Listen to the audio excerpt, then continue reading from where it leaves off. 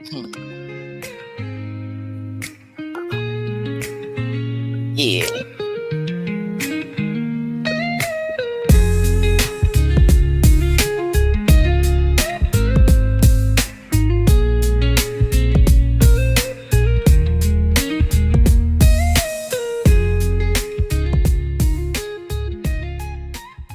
So if y'all are watching, y'all see that I'm dancing in by myself.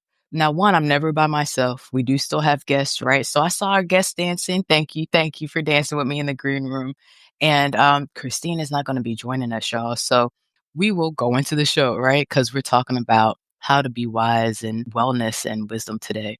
But let's go ahead and do our intro so we can bring our guests up and get better at these things that we are working on, y'all. I am Shannon Mitchell, a Black millennial entrepreneur and Amazon bestselling publisher, author, and all natural product manufacturer. I'm a champion for your natural self care, sustainable business care, and overall intentional wellness. Again, y'all, I usually do this podcast with Christine Gotro, and we are giving her space to support her wellness today. So please send her love and support. Together, we're our podcast rooted in the 8 dimensions of wellness and the co-founders of Women Connected in Wisdom community. Join us and special guests for weekly intentional conversations about how to be wise in business, relationships, and wellness. And we're talking about financial wellness again today, right? So that Women Connected in Wisdom definition, y'all, is financial wellness is an intentional approach to your relationship with money as a tool. It includes stability with current finances, increasing positive financial behaviors like budgeting, reducing debt, saving, and investing. Financial wellness incorporates knowledge and skills that helps to change behavior, reduce financial stress, and creation of a strategic financial plan to reach desired financial goals. So, y'all, the reason that I am okay with being where I am financially is because I am where I am right now, live on the podcast, talking about wellness in an age when we need to talk about wellness, talk about the 8 dimensions of wellness, and be connected in wisdom, right? Connected intentionally, talking to those who can help us and who care about us in a certain way. So I love doing this. I love making sure that we're connected to our resources, that in difficult situations, we know that that situation is not going to last forever, right? Um, so I would love to bring on our guests so that we could talk about the things that they help their clients with and how they bring it into their lives. Okay. So again, I keep saying guests. Usually we have one. Today we have two, y'all. Today we have Hanna Morrell and trainee Whitney Contreras. They're both holistic and trauma-informed financial coaches. Basically, they help people learn how to trust themselves with their money. So help us welcome to the stage Hanna and Whitney, and we will dive into this conversation. Hi, ladies. Hello. So we talked a little bit about what we're talking about today, right? Financial wellness, but we're talking about it from a specific place. What is financial trauma and how to heal it?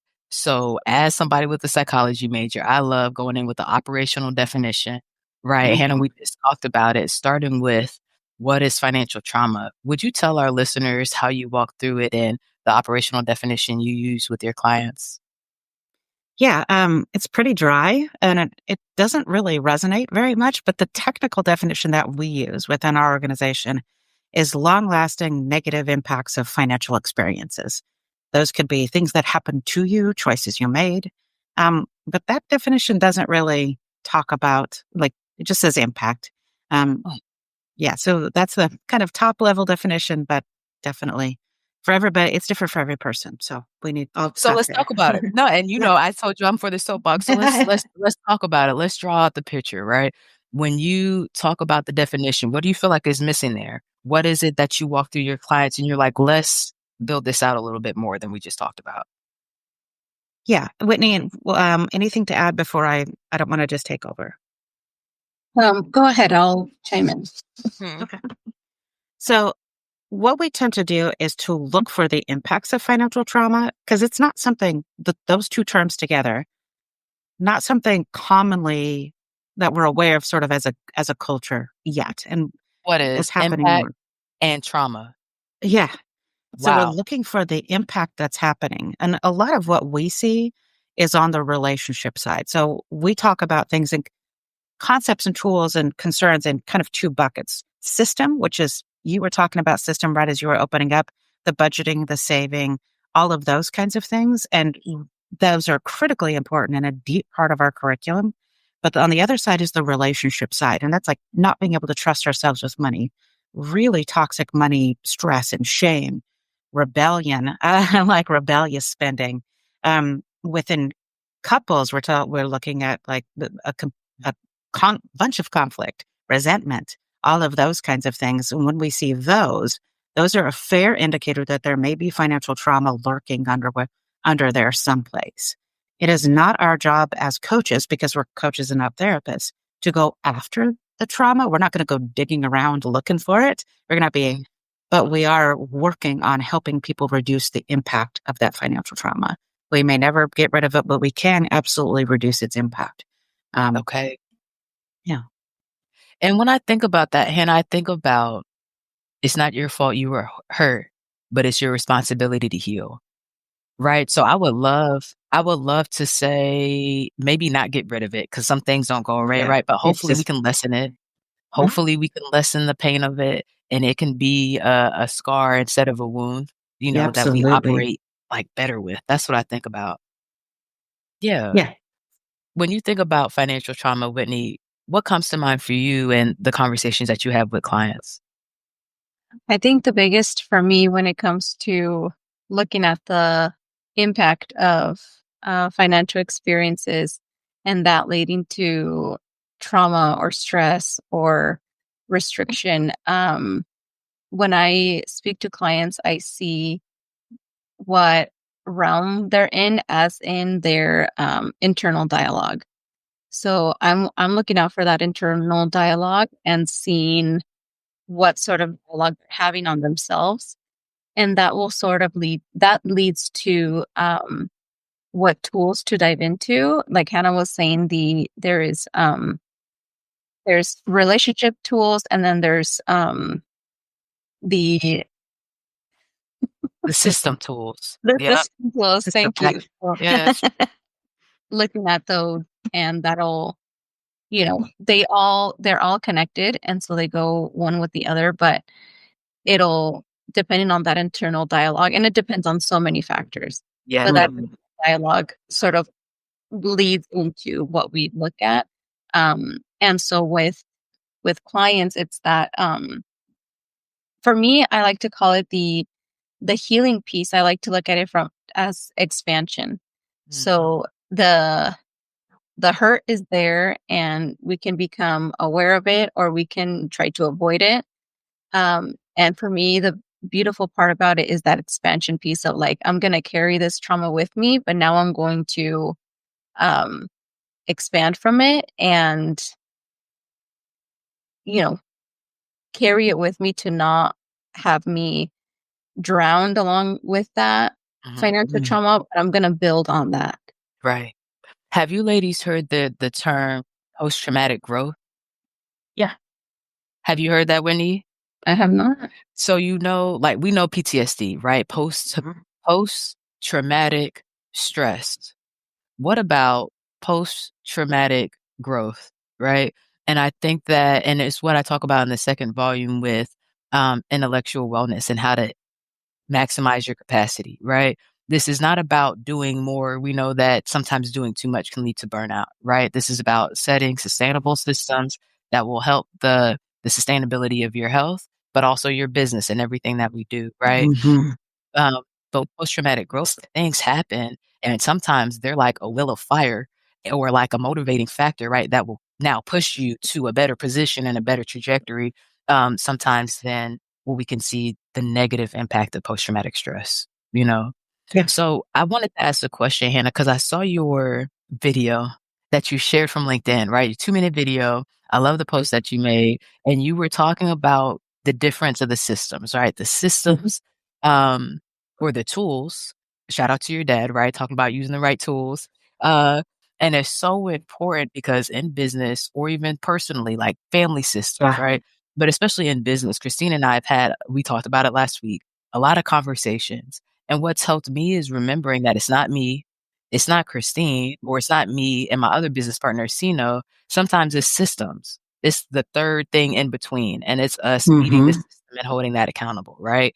But sometimes the reason that we don't hold the system accountable might be what you're saying, Whitney. Like I hear what you're saying about the internal dialogue, right? And how you think Mm-hmm. about it. But then it's also, Hannah, what both of y'all are talking about in the relationship system and communication or whatever it is, preventative conversations. Like I want to talk about the list. What are the system tools and what are the relationship tools? Do you want to go, Whitney, or it's up to you. It's I would only throw a I would throw a Okay, couple out there, come on. and you would have to help me decide no, which it's all good. way. Um, so um, let's see. I know that for let's say I think this is in the realm of communication and relationship, but there's that the capacity of what each of us have in Mm-hmm. when it comes to having a conversation about our finances, or when it comes to simply talking about doing the dishes, or from little tasks to big tasks. And so a lot of the times we are unaware of our brain capacity and our body capacity because they speak Mm-hmm. different languages, Mhm. and or sometimes they're just not on the same page. Mm-hmm. And so that is one of the tools we have, is the desire and capacity. And one of the things that I love that Hannah says about this is that we're not, and please fix this up for me, Hannah, but Yeah.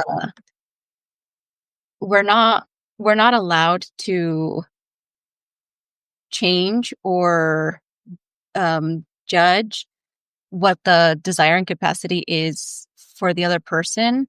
And even for ourselves, like if our capacity is low, um that's where we have to meet ourselves, and that's where we have to meet the other person. Or if our desire and capacity is high, and we do this at a +5 -5 ratio, 0 being a neutral. Okay. um and so with this, like if we are +5 on our desire and capacity to talk about our finances, we're just feeling so ecstatic to, like, let's get a move on this. I feel so excited. And our partner is just at a negative, maybe their desire, for example, is a +3, but their capacity is at a -4. We don't get to tell them, well, get some coffee, or what, you want to go for a walk, like get your capacity up, right? It's we meet them where they are. So that's in short our one of the tools that we share. Um, I and love that. And what I hear there, and Hannah, I would love to hear what you have to add in the list on both sides. But it's such an important conversation because I keep seeing these posts, y'all, about if somebody wanted to, they would. Right? But that's what you're saying, desire and capacity, y'all. It's 2 different things.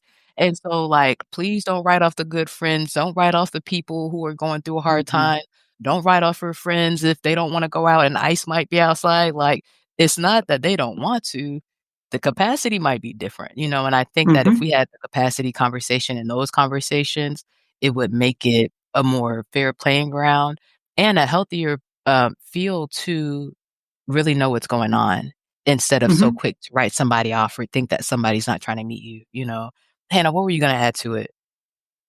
So Whitney's talking about a tool, the +5 -5, which is one of our favorite tools of Yeah. everything that we teach.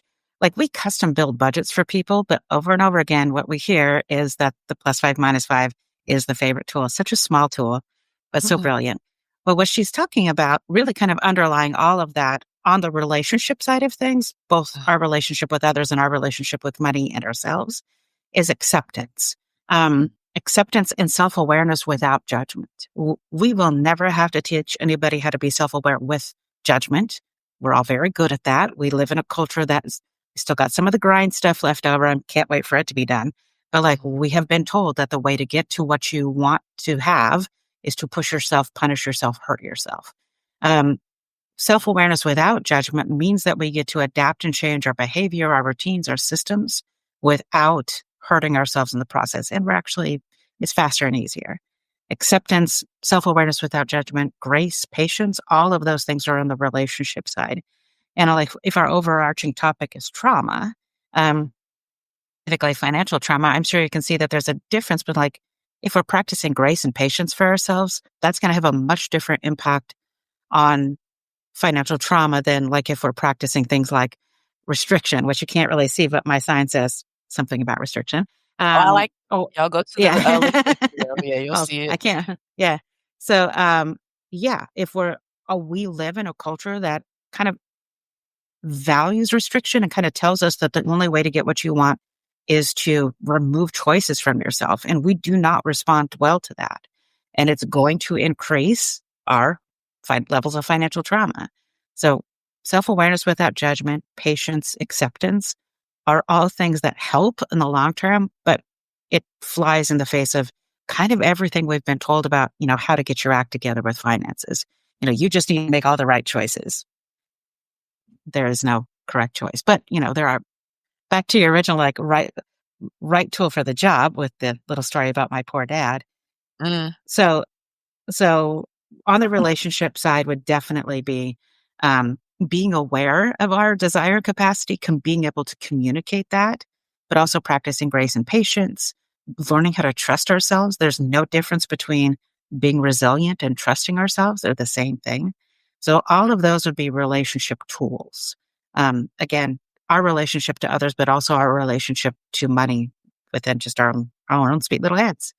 On the system side would be like, what's the best saving strategy? And what's the difference between saving and investing? What's the difference between a stock and a bond? What's the, like we said, we custom build budgets with people. Like, how do we make the spreadsheet do that thing? That's all system side. And they're both exceptionally important. And we might start with one and then move to the other.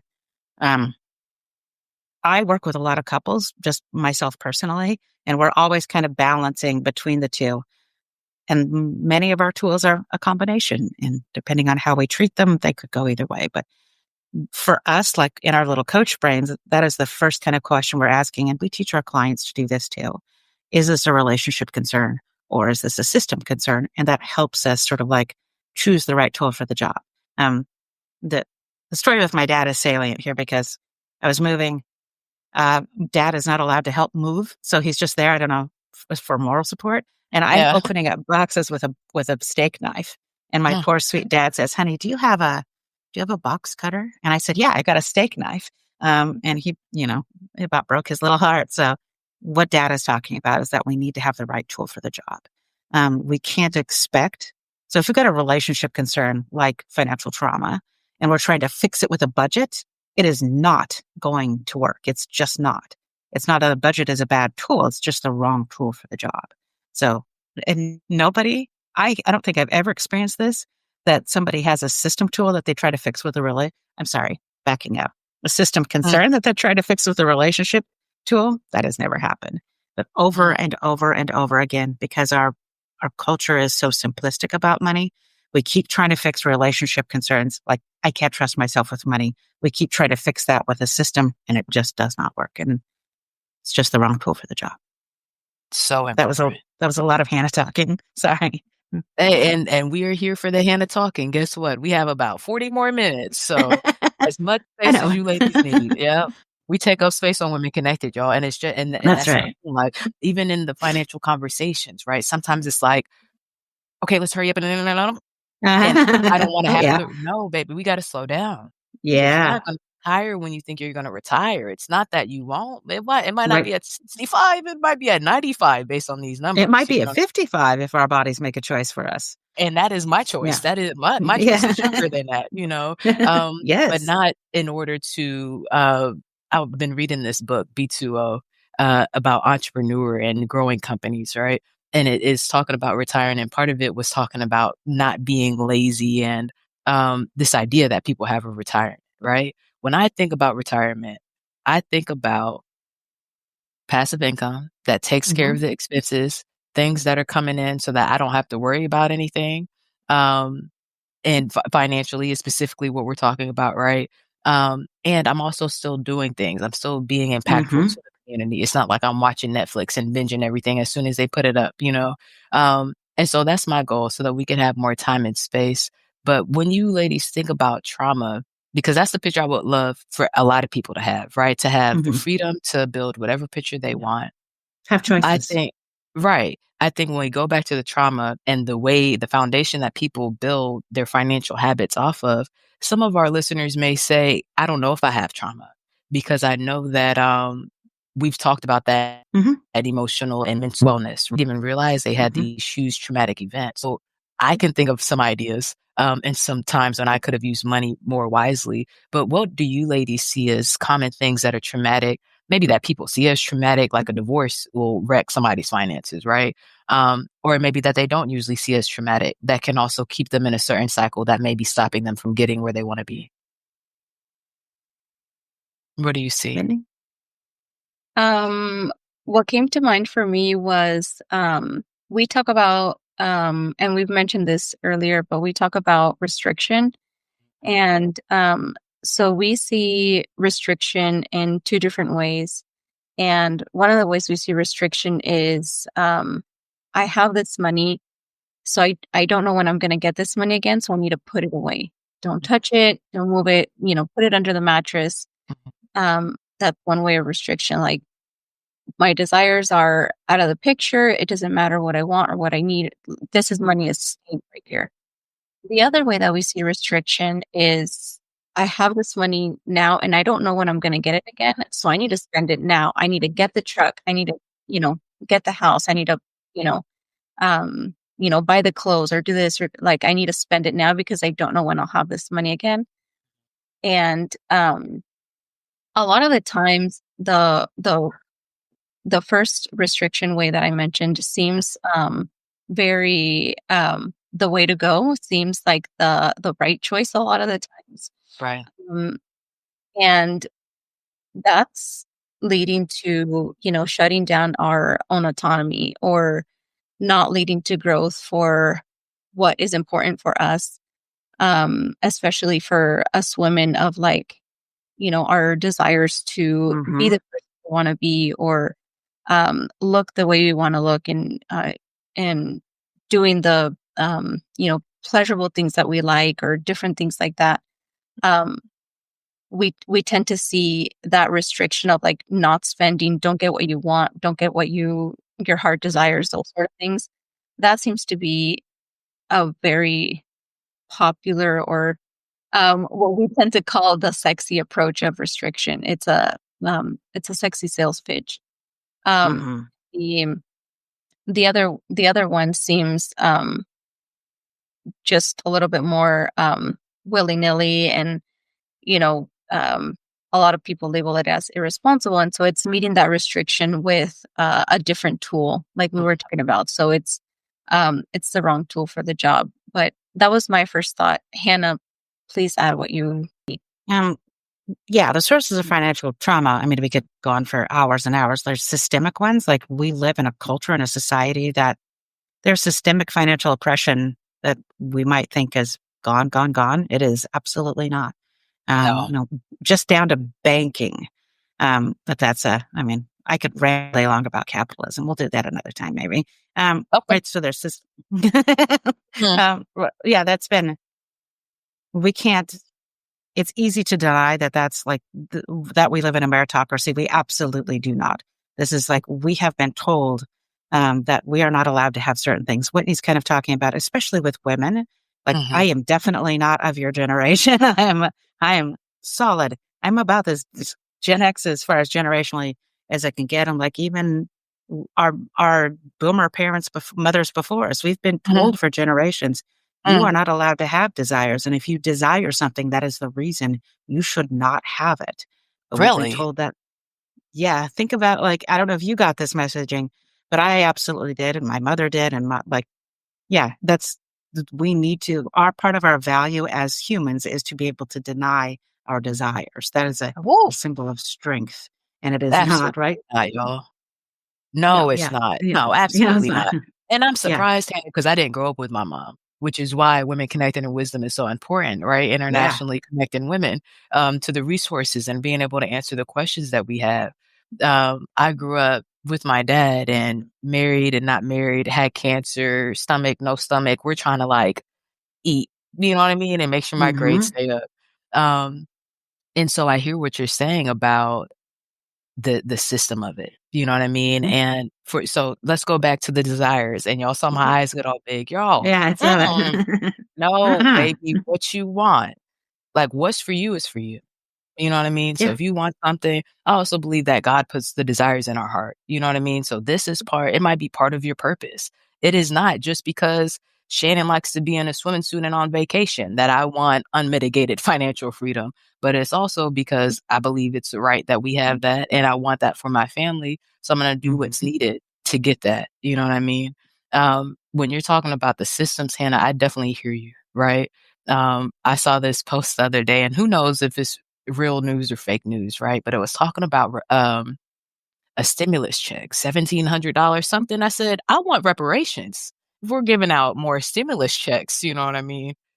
So Yes. I hear you. Yes, yes, yes. And so that's why I love having this conversation because even Yeah. if the budget, your tailored budget comes before the national reparations comes, right? Which is more likely somebody working with you two lovely ladies and working on their finances, right? There is still, Mhm. I believe, room for post traumatic growth and Mhm. financial growth, even in a situation where uh, things are changing and they may be aligning what looks like the strength against you, right? If you're one of Mhm. the 300, I think it's 380,000 Black women that are no longer in their positions, high ranking positions. You know, that's what I think about trauma. Um, there's still hope to reset and to look at what you need with, like you're saying, love, grace, non-judgmental observation and say, where are we going? You know, we were talking about Target earlier, y'all, and it reminded me of this Target trip I bring up a lot on the show, right? And I know you've listened to a couple of shows, Whitney. I don't know if you've heard me talk about this. One day I was supposed to go in to get shoes. I spent $600. I did not get any shoes. I got, zero gravity chairs. I got this beautiful, it was a full, like, wax handle holder. It's like Yeah. $12. That was in the cart, you know what I mean? Like, Uh-huh. all the clothes for this trip I was going on. I was about to go to Myrtle Beach and go to Black Bike Week, all this stuff, and you needed shoes for your trip and no shoes? Absolutely. And And a I zero was supposed gravity to pay chair. and I crazy, crazy, and had somebody who could get me those for free and still spend the money, had to return it, all this stuff, you know? And so I think about that, Shannon, and the Mhm. non-judgmental observations, but it's still like, baby, we can't do that every month. Shop from a list, you know? So now I shop from a list, but I hear what you ladies are saying. If you spend Mhm. 600, maybe not tell Shannon you can't eat out for 6 months because my eat out budget is $100 a month, right? So is it realistic to not eat out 6 months? You can do it if you want No. to, but are you I going mean, to? Right. No, it's not gonna happen. yeah. So let's build a realistic system and use the right tools. I love how you bring in the relationship tools with the Mhm. system tools because both in all relationships are needed, whether we think about the relationships like that or not. Yeah. Yeah. Yeah. Uh, What were you gonna you say? I think it's important to call out something pretty significant about what you just said, is that our brains naturally edit things out. If Mm. it's not super salient in this moment, our brain's gonna go, "Whatever," and let it go. Oh, okay. Add to that the fact that we don't do anything without a reason. We might not have super good clarity of what that reason is, and this is all on the relationship side. Um, what we're looking for when we start building the actual system with clients is we're building a system that helps them be self-aware of where their money is going. And we don't do restriction because, as my sign says, it's bullshit. What we do Mhm. is spending in alignment with your values, spending, saving, debt, investment, all of that in alignment with your values. And you can't do that if you don't know what your values are. That is a solid relationship concern. So I get what you're saying, and I hear it all the time. We hear it all the time. Is like, okay, I did this, so now I can't do that. That is in itself a removal of choice. That's restriction. Mm. And regardless of the source of our restriction, whether we're restricting ourselves, somebody else, or a situation is restricting us, we are going to get rebellious and resentful. It's just, that's normal. It is a natural part of our brains that if we feel cornered, if we feel that removal of choice, we're going to be rebellious. Another parallel to think about is like diet culture. I can keep with a super restrictive diet for about 2 weeks, and then what am I going to do? Binge. I'm going to binge. I'm going to eat the whole thing, right? Whatever the The whole thing is, box. cheesecake, Yeah, the pizza, box. whatever. And Yeah. the cheesecake and the pizza, right? All of the ice Mhm. cream, Of right? course, gotta have a So, dessert after. of course, it's going to balance That's things the out. reason, right? Yeah. So, what we've kind of been traditionally told is that the best way to make decisions financially is to remove choices from yourself, which, as I'm saying, is restriction. And we Yes. don't have any patience with ourselves when we're rebellious and resentful. The opposite of restriction isn't blah, willy-nilly spending. It's right kind of in the title of what you guys talk about all the time. Hey, y'all, this is a great place to take a break, take a deep breath, and hear from our awesome sponsors that make Women Connected in Wisdom podcast possible. Shannon, we are so grateful that Shayla Glow is the sponsor of the Women Connected in Wisdom podcast. And I wanted to take this moment to ask you, when you think about the people who use Shayla Glow, who are we talking about? That's a good question. I think about 3 groups really. One, the group that's removing hair, right? So whether you're using laser hair removal, waxing, shaving, you got to make sure that you're putting back what you're taking out. The second group, I think about those with dry skin and the problems that that might cause, right? The scars, itching, burning, whatever the situation is, you definitely need all 3 steps, right? The exfoliation, making sure you're taking the dead skin cells off. The oil, putting in the moisture, and then the shea butter with the aloe, sealing it, helping you heal. Those things help both groups, right? And third, for the third group is those with chronic illness. You know, the story is personally from cancer and different diseases that our population is dealing with on a daily basis throughout families as individuals. So I'm thinking about my mom and my grandmother and those around me with the same generational ties, right? And what positive, healthy habits we can start to make sure that we're maintaining our wellness, especially because the skin is like the cape, the exterior, the shield for your immune system. So with COVID, we have to be intentional about covering ourselves. And those are the groups I think about. I love it. And you know what else I love about your product? It's all natural, handmade, and it smells great, y'all. So, yes, yay. esthetician tested. Yes, esthetician tested and approved. Yes. Yes. What about you? When you think about your company, what groups of people do you think about? Well, you know, I work with individual coaching clients, I work in community classes, and with corporate teams. And with all of them, I use a strength based, embodied approach to help folks connect with themselves and access joy, reduce burnout, and build resilience. You know, especially during these times, I think we need it. I think we need all the hashtag partnership power we can get. Yes. It's right kind of in the title of what you guys talk about all the time. It's intentional spending. So we don't practice restricted spending. We practice and teach expected spending. And you can't do that if you don't kind of know where your money is going. So I feel that like your target story, I've heard basically the target story a million times. I have my own target stories, of course. Right. Absolutely. But like when we have clarity, which is what a system provides us, that's kind of what we need the system to do about where our money is going, we can make better choices without feeling restricted. So that is kind of the hokey pokey. I hope I don't have to explain that. That's the kind of like, that's what it's all about, is making better choices. And by better, I mean future focused without feeling restricted, even though, and this is kind of where this calls back to trauma, we may have been told or seen it modeled or seen it on social media that the best or only way for you to make choices is to remove choice from yourself. And if you follow the remove choice from ourselves or have choices removed from us by another person, by a situation, trauma is right there, right? That is, we can define trauma as either a one-time super dramatic removal of choice. We could define it as a long-term chronic, low level of removal of choice at all time. And when it happens, we are going to get rebellious and resentful. And I know I'm repeating myself. I need to make it super clear. That's not a personality defect. That is not a choice. That is just what we do. If I'll pause there, but I can tell you a story about me at 5 that will illustrate the healthiness of rebellion and resentment. Okay. Let's see. Hold on. Like, don't forget your story. Whitney, was there anything that you want to add on what we've been saying before because I want to hear the story about Hannah at 5. No, we gotta go with the story. We gotta go with the story. Yeah. So tell us about little Hannah. Okay. So I'm 53 and I'm an absolute handful now. So imagine what I was like at 5. Just put that in your head for a second, and whatever you're picturing, you're pretty much bang on. Okay. Um, Anybody listening, I know Whitney and Shannon, I don't know. I don't know if you know about little kids, but you know how it takes 2 hours to get little kids into the car? I've heard. Mhm.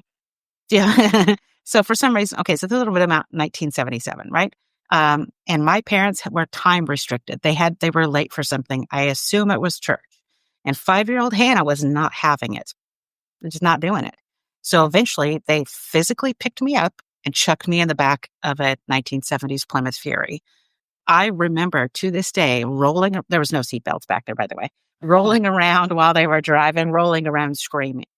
That is, you can see, here, there's some resentment right there. I had choices removed from me. I was instantaneously rebellious and resentful. That pattern is exceptionally consistent with us. I'm sure you can think about your own past or people around you. This is, and little kids don't have filters. As we age and grow, we tend to internalize that rebellion and resentment. We turn it back on ourselves. If it isn't safe for me, it was safe for me to be a total pain in the butt at 5, right? I knew I was safe with my parents. But if, let's say it hadn't been, that rebellion and resentment has to go somewhere. As we age, there's a long delay and we internalize it. And this is trauma, right? After decades and maybe a lifetime of internalizing all of that resentment. What's wrong with me? What's wrong with me? What's wrong with me? That is how we can traumatize and re-traumatize ourselves, kind of just walking around Wow.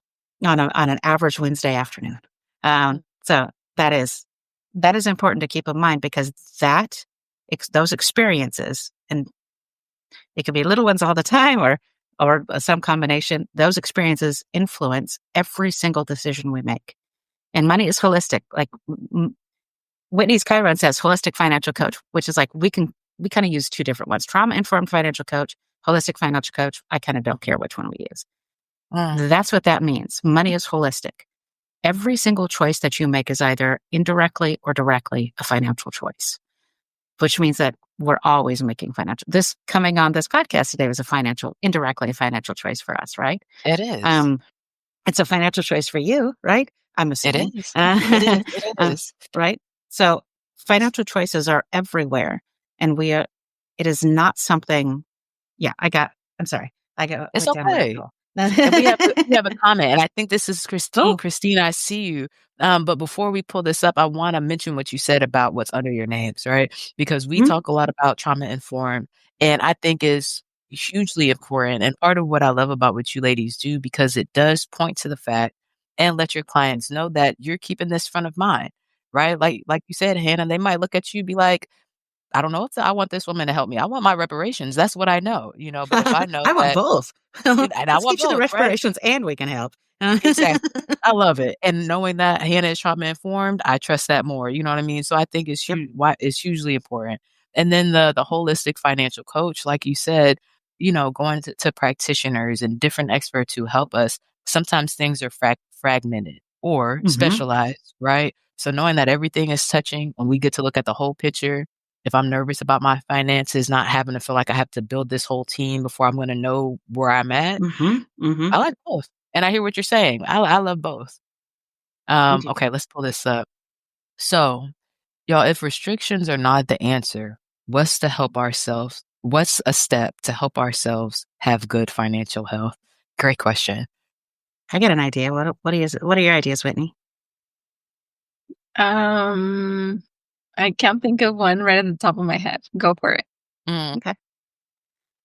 So yeah, this is an excellent question. It's a question I get all the time. I'm thinking about 2 things that I'm kind of saying both at the same time, but I don't think that's possible. One would be to practice expected spending. And one way that we can do that is to make a game out of this. So we encourage our clients to play this game. Seriously, it's not a budget. It's just a game. Please don't play this as a budget. For a short amount of time, so less than 2 weeks, you're going to choose a very small part of your spending to spend money on and an exact dollar amount. And your job is to hit that dollar amount exactly, no more, no less. So let's say I walk over to the grocery store tonight and I walk in like, okay, I'm going to spend $83. Let me let me back up. I'm going to do this two ways. We're going to do it with a restriction condition and with the expected spending condition.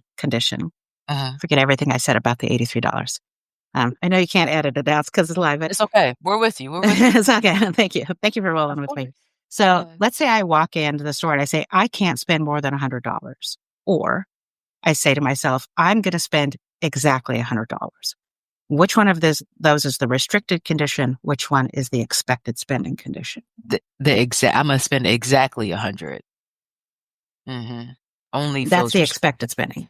The I can't spend more than $100, that's the Yeah. restricted condition. Because that store is full of no's. Like, no, no, no, no, no, no, no. Yeah. But if I'm playing a game where I have to hit exactly $100, Shannon, what do you think my behavior is going to be like in the store if I'm trying to get that $100 Oh yeah. exactly? More excited. And I could tell you as an expected spender, like these nails right now and the lips is dry. I need lip gloss, nails. Those are things I'm expecting to spend money on soon. I'm There you looking go. forward to it. So now Yeah. it's about, let's say if the nails were at the store, I get mine online, but let's say they're at the store. I think I would be more excited looking through the styles, looking through the shapes. Hmm. And, now I feel like creative instead of, Yeah. oh, how much is this going to pull for my $100? Yeah. Yeah. And don't hold back on hitting that, trying as close as you can to hit that $100 exactly. I have several clients where I'm teaching this game and they say, okay, I can't spend more than $100. I said, you got to hit it exactly, $100, no more, no less. And 2 seconds later, okay, I can't spend more than $100. Like, okay, we're so close. Right? Because we have this beaten into our heads that we have to restrict. I can't spend more than is a removal of choice. That's the restriction. I'm going to spend exactly $100 does very different things to our brains. We get way more regulated with that. And yes, gamifying, Yes. absolutely. Because we're Yes. practicing a gigantic concept with expected spending. And we talk about this some. We need to talk about this more, Whitney. We teach a big concept like expected spending, and then we follow it up with a tiny tool. Big concept, little tool.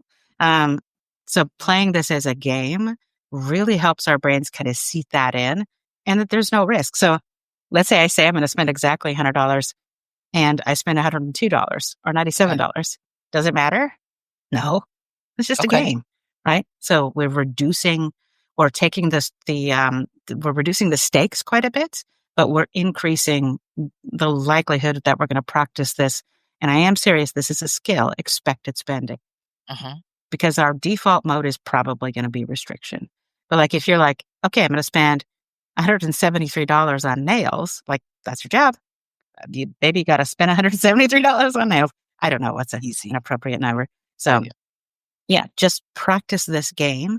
That was my, oops, sorry, I didn't mean to make all that noise. You're fine. Yeah. You're worth it. So You're worth that it. is my, that is my offering for like, okay, if Hanna says restricted spending is bullshit, like what's the opposite? The counterpoint to this is expected spending, practicing this expected spending. Did I answer the question from the commenter? I think that you did. The question was, and let's show it again for the people who are watching. If restrictions are not the answer, what's a step to help ourselves have good financial health? So I think absolutely. Again, when you plan on spending the 100 and you spend it even 102, we can give one. We know that we spent 102, and it's not a guess. And you're That's looking right. at the account like, what happened? You went in intentional. You had a plan. You stuck Yes. to it. That's going to help yourself trust yourself. You had fun, build a better relationship with your money. It's a win in such a whole list of different ways. And I can share that I love doing it around the neighborhoods that I've lived in, intentionally in Atlanta and now in New Jersey, or the places that I want to stay there. And I don't want to be, oh, well, what happened to so? Don't say what happened to so and so if you didn't go spend money there. Don't even say that because you didn't go. Yeah. You did. Of course, they're not going to be in the business. You roll Of past course, every yeah. day. Yeah. So gas stations and the Dollar Trees and the T-Mobiles or anything I need, I try to make sure I go intentionally to the ones that I would like to go to so that they can be there when I need them. And it helps. Yeah. Yeah. Intentionality. Beautiful. Yeah. Hanna, excuse me, Whitney, did you have anything that you wanted to add on to what Hanna said before we go to the wisdom and action for this week? I would only add the importance of how internal dialogue shows up in that with the expected spending game of just, putting it in bold how our automatic goes into I can't spend more than $100. Mhm. And it takes skill, how Hannah was saying, to change that dialogue into I get to spend I'm $100 or expected to. Not just that I get to, I'm gonna. Yeah, yeah, we're I love expected that. to spend $100, and that takes work to. And so I just wanted to put that on bold. And by having that internal dialogue, again, it's like a game. You get to have patience and grace and acceptance for yourself for, when that dialogue does show up as like, oh, I can't spend more than 100, there's that grace for yourself and being like, silly, come on. You're expected to spend 100. And so you get that into the game and you add that to yourself of like, I'm the main character and main character is having issues with this dialogue. And so rewriting that script, there is that expansion for room of grace and acceptance and getting to know yourself at a way deeper level. Um, Mm, so that's kind of what Beautiful. I love it. And y'all, it reminds me of what we talked about earlier. The restriction, I'm not gonna spend it, right? I keep thinking about all these stories of people working so hard for decades, and then they retire and they transition. And it's like, you waited decades to think that you were gonna spend all this money and have all this fun, and Yep. that did not happen, you know? And so when we talk about the difference of the restrictions, I'm not gonna spend any of it, and Imma act like a check is coming tomorrow. I think it's the response of the different generations, right? Like Hannah was talking about the Sure. baby Somewhat, yeah. boomers who came out the war, right? And so they keep it, and now the younger generation is seeing the retirees pass away younger, and they're like, "I'm not waiting, Imma spend it now." Mm. But in between it's, well, what's the plan? You know, and so that we can know what's intentional, what we're expected to do this month, and why that's healthy where we are. I think it's just looking at it, you know? Um, and that's what I was gonna say for the ladies too, is not waiting for 30 years from now to give yourself what you want, right? That the desire that you have doesn't have to be a bad thing. It could be given to you by God, whatever you believe in, but because you desire it, I'm in the I don't know if this is a thing, the class of thought.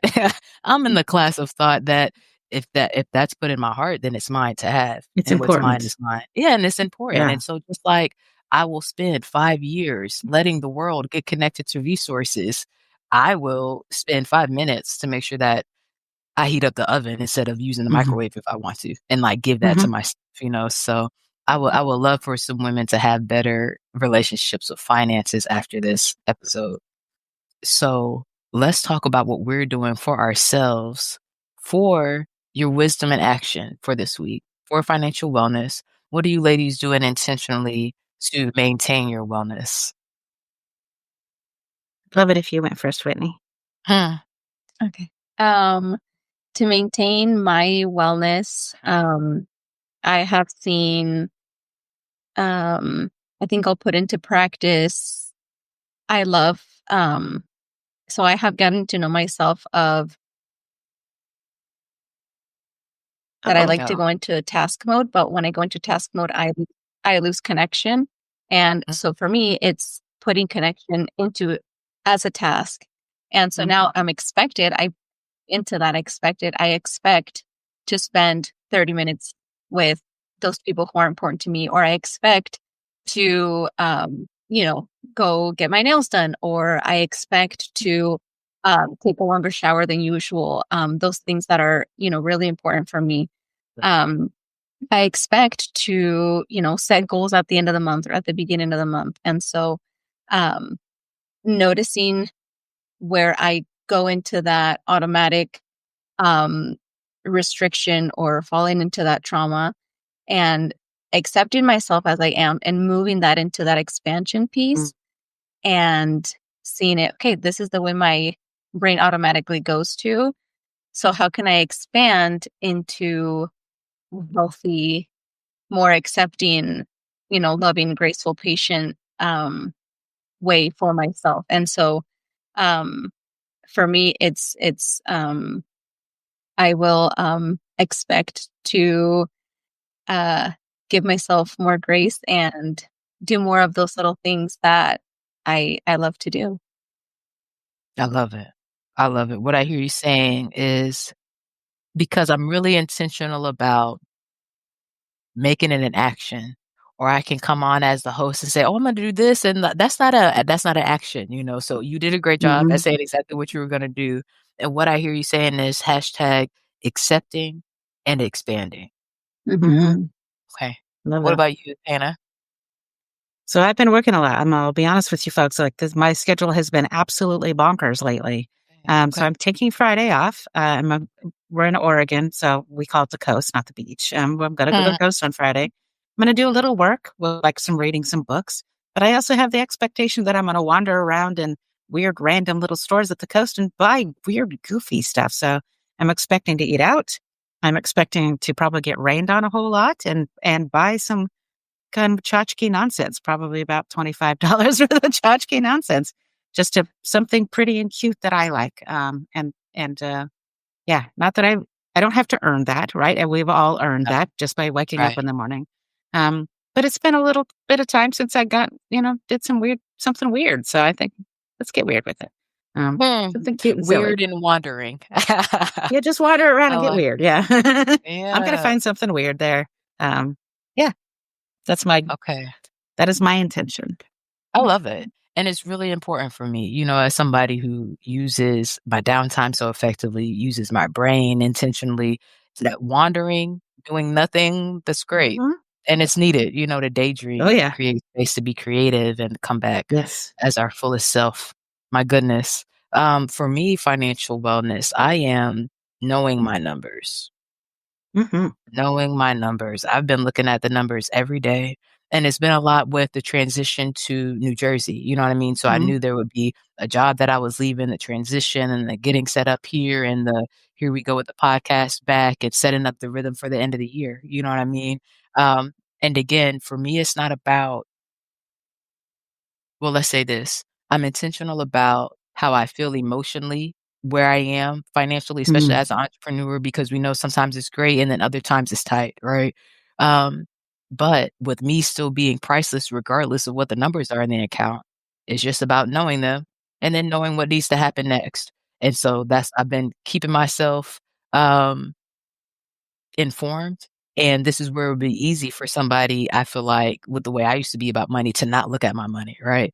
I think Oh, Robert yeah. Kiyosaki taught me, he was like, "Some people don't look at their grades, it's like the same thing as looking at finances." And I was never like that with my grades, but I was definitely like that with my bank accounts, you know? So Yeah. stay focused, make sure you know your numbers so you know what you need to do.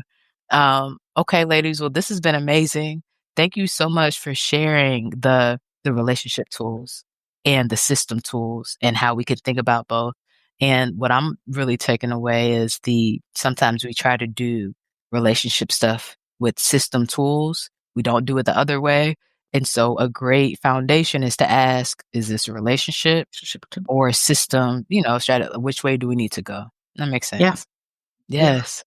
Can you tell our listeners where to find you and how they can plug in if they would love to work with you more for their financial wellness? Yeah. We're at Your Worth Coach. It's YOURWORTHCOACH.com. You can get a hold of us there. There's a comment, reach out kind of, what am I thinking? Contact Like a form. chat There we go. box? I nailed it eventually. Mhm. Contact form down there at the bottom. Please reach out. Let us know what you thought of this. Feedback is great. Yeah, for Thank you either so one of much. us. So, Yes. Yes. Hey, Whitney, anything that you would like to say to our listeners, our viewers before you ladies jump? What I like to end with is um, your it's okay to slow down and be patient with yourself and accept yourself where you are and yeah, have that embrace those desires that are put in your heart. Yeah. Yeah. Um, I think it's beautiful. Thank you so much, ladies, for the work that you do. Thank you for joining us. Looking forward to staying connected. Thank you. thank you. Absolutely. Okay, y'all. Financial wellness, episode 206. So good. And again, I've been working with Alista teams, about that, about, hey, this is not a relationship thing. This is not this team member, like Hannah was saying, just being rebellious, or this is not somebody just trying to push back on leadership or not listen or anything like that. Sometimes the human just needs to be taken care of, and then everything else will fall in place. So I hope that you ladies, I hope that all the listeners, you guys are, um, more encouraged to not be judgmental on yourself. We know there's a lot, there's systems in play, there's things that's happened, there's trauma that's happened. But again, you are invited to heal, invited to get connected to Hannah and Whitney so that they can help you with your finances and seeing what it looks like to heal after financial trauma and make sure that you use the right tools for the right thing. Thank you so much for being here this week. Again, we are wrapping season 2025, season 25. So we will be here live at 5 next week. Actually, no, y'all, we are taking a break next week. So Christine joined us in the comments today. We both will be off next week. So please feel free to listen to any of our replays. Again, this is episode 206. So we have a list of experts, a list of resources that you can get tapped into and help either maintain or elevate your intentional dimensional wellness. Again, it's always a joy to be here and share these things with you. We will see you guys in 2 weeks. Again, not next week, right? But 2 weeks from now, live at 5 Eastern Standard Time. In the meantime, be well, be wise, be whole. Peace. Thanks for listening. This has been the Women Connected in Wisdom podcast. On air live on Wednesdays at 5 p.m. Eastern via Facebook and YouTube. Be sure to like, share, and subscribe. Be part of the conversation and get connected at womenconnectedinwisdom.com.